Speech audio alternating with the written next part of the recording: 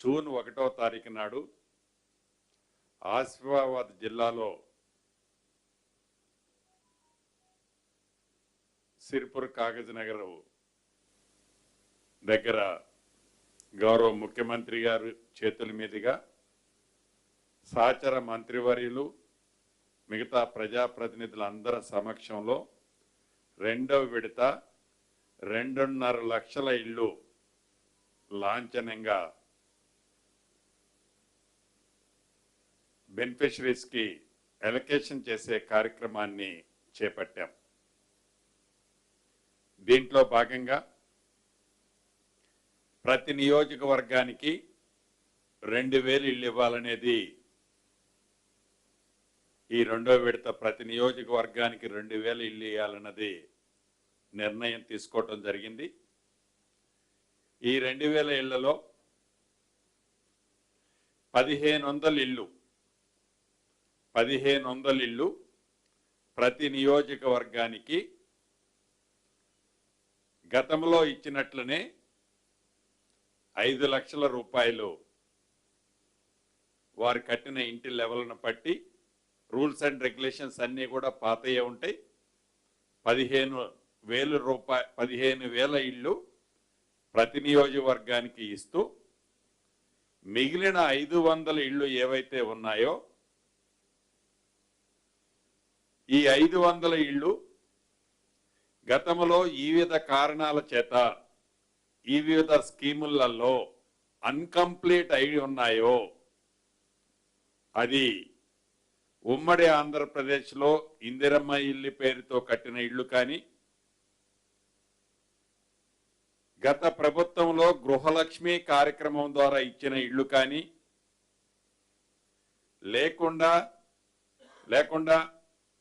ఎవరైనా బెనిఫిషరీ తన ఇల్లు అన్కంప్లీట్ చేసిన వాళ్ళు కానీ ఉండి ఉంటే, వారు నిరుపేదలు అయి ఉంటే,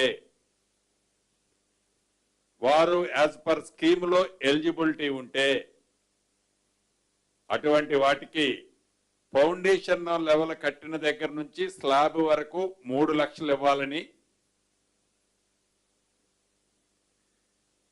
వాల్స్ కట్టి స్లాబ్ వేసే వాళ్ళకి 2 లక్షల రూపాయలు ఇవ్వాలని గౌరవ ముఖ్యమంత్రి రేవంత్ రెడ్డి గారి అధ్యక్షతన జరిగిన ఈ కేబినెట్ సమావేశంలో తీర్మానం చేయడం జరిగింది. పారదర్శకంగా అన్కంప్లీటెడ్ ఉండి అది మహబూబ్ నగర్ జిల్లాలో ఆడ స్టోన్స్ ఉంటాయి, నాపరాళ్ళు ఉంటాయి. ఈ నాపరాళ్ళు కప్పు కింద వేసుకున్న ఇళ్ళు కొన్ని ఉంటాయి. వాల్స్ అన్ని పర్ఫెక్ట్ గా కట్టి పైన రేకులేసిన ఇళ్ళు కొన్ని ఉంటాయి.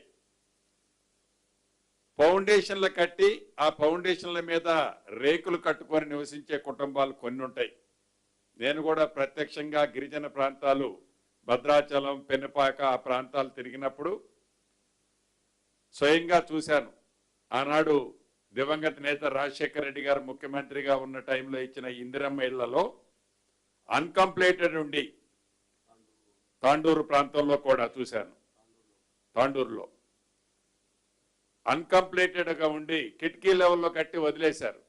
ఆ పైన టార్పల్ కప్పుకొని ఉన్నారు. అది ఆ స్కీమ్ లో ఫిట్ అవట్లా, ఈ స్కీమ్ లో ఫిట్ అవట్లా, ఇబ్బంది పడుతున్నారు. అటువంటి వాటిని ఈ రెండో విడతలో ప్రయారిటీ ఇచ్చాం. అదే రకంగా మూడో విడతలో ఇవ్వబోయే దాంట్లో ప్రయారిటీ ఇస్తాం. 4వ విడతలో కూడా ప్రయారిటీ ఇచ్చి వాటిని కూడా కంప్లీట్ చేయాలన్నది నిర్ణయం తీసుకోవడం జరిగింది. అదే రకంగా ఆనాడు ఇందిరమ్మ ఇళ్ళు ఇచ్చిన వాళ్ళు ఉంటే డిస్క్వాలిఫై అని ఇప్పటి వరకు ఫస్ట్ విడతలో చెప్పాం. రెండో విడతలో అది సిమెంట్ కానీ స్టీల్ కానీ క్యాష్ రూపంలో కానీ 20,000 రూపాయల వరకు తీసుకున్న వాళ్ళని ఎలిజిబుల్ కింద ట్రీట్ చేసి అప్పుడు తీసుకున్న అమౌంట్ ఈ 5 lakhs లో డిలీట్ చేసి రిమైనింగ్ బ్యాలెన్స్ ఇవ్వాలని కూడా ఈరోజు కేబినెట్ లో నిర్ణయం తీసుకోవడం జరిగింది. వీటితో పాటు రాష్ట్ర వ్యాప్తంగా సుమారు 14,800 పూరి గుడిసెలు ఉన్నాయని మా సర్వేలో, హౌసింగ్ డిపార్ట్మెంట్ సర్వేలో నిర్ధారణ చేయటం జరిగింది.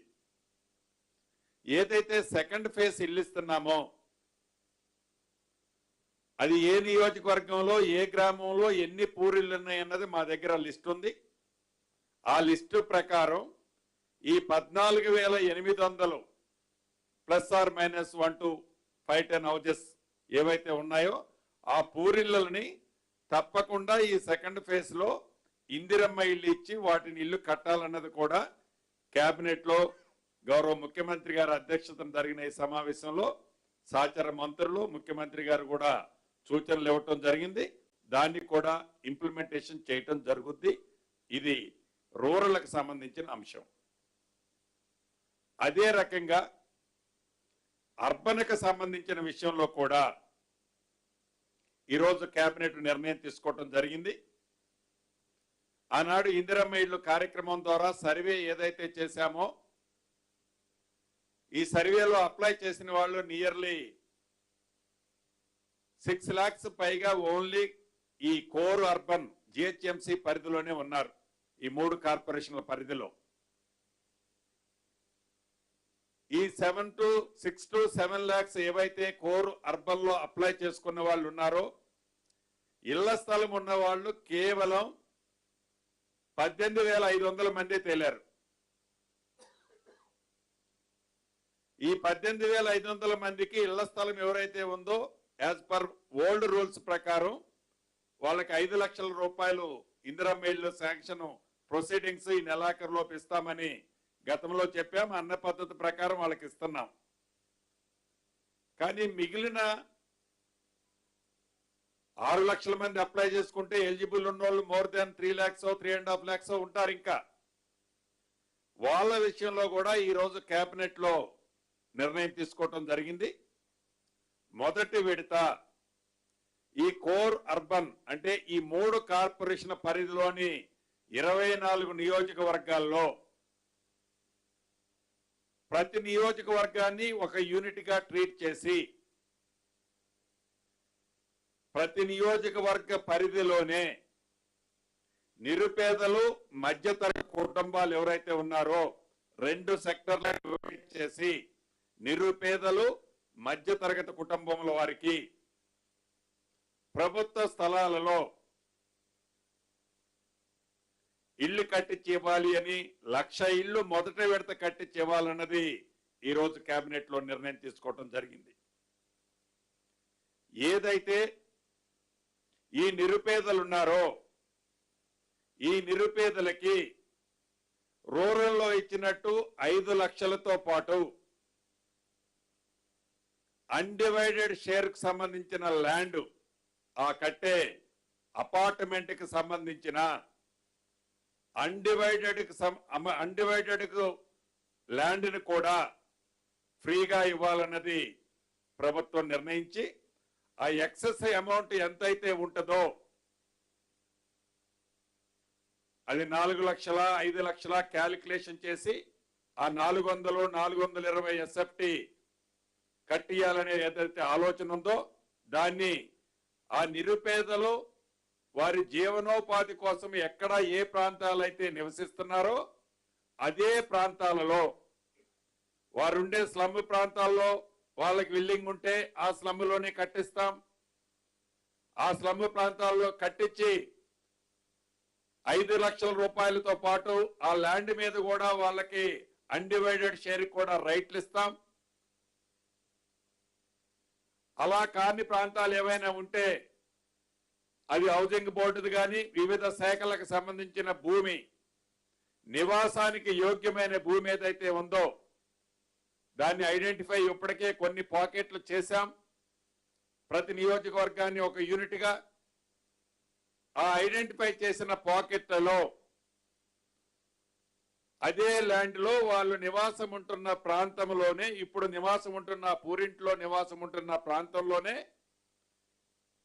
ఇల్లు ఇచ్చే కార్యక్రమం. రూరల్ లో 5 లక్షల రూపాయలు ఇస్తున్నాం, అర్బన్ లో 5,00,000 రూపాయలతో పాటుగా అన్డివైడెడ్ షేర్ ల్యాండ్ ను కూడా ఇవ్వాలన్నది ఈరోజు కేబినెట్ నిర్ణయించి దాని విధి విధానాలు, ఆ బెనిఫిషరీని ఎలా సెలెక్ట్ చేయాలి, ఎంత అమౌంట్ మ్యాచింగ్ ఎవరైతే బెనిఫిషరీ ఉంటాడో వారికి ఇవ్వాలి అనేది ఈ ఎల్ఐజి స్కీమ్ లో నిర్ణయించడం జరిగింది. దానికి సంబంధించిన విధి విధానాలలో రాబోయే కపుల్ ఆఫ్ డేస్ లోనే ప్రకటించడం జరిగింది అఫీషియల్ గానే. అదే విధంగా ఎంఐజికి సంబంధించింది కూడా కోర్ అర్బన్ ఈ 3 కార్పొరేషన్ పరిధిలో, కోర్ అర్బన్ ప్రాంతంలో ఈ 3 కార్పొరేషన్ ప్రాంతంలో ఎంఐజికి సంబంధించింది కూడా ఒక 30% హౌజెస్ కట్టాలని, దాంట్లో అన్డివైడెడ్ ల్యాండ్ తో పాటు ఆ కన్స్ట్రక్షన్ ఫ్రీ హోల్డ్ ఎవరికైతే ఇస్తారో కొనుక్కుంటారో అది నార్మల్ ప్రాఫిట్ తో పెట్టి ఆ వచ్చిన